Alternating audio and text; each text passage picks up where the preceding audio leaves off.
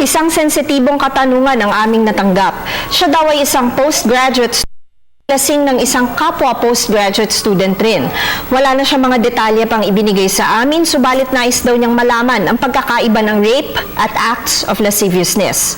Sa ilalim ng Article 266A ng Revised Penal Code, ang mga sumusunod na kagagawan ay indicative ng rape.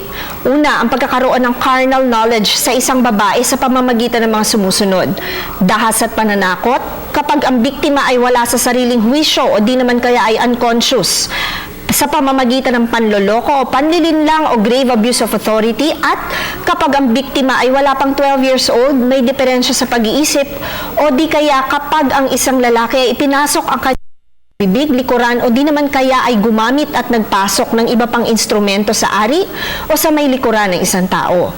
Sa kabilang banda, ayon sa Article 336 ng Revised Penal Code, ang acts of lasciviousness ay ang mga sumusunod na elemento.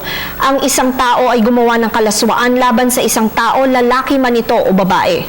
Ito ay ginawa sa pamamagitan ng dahas o pananakot, kapag walang malay tao o wala sa huwisyo ang biktima, o kapag ang offended party ay wala pang 12 years old.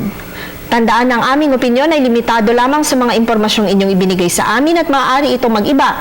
Depende pa sa karagdagang detalye. Malaya po kayong makakakonsulta sa inyong napiling abogado.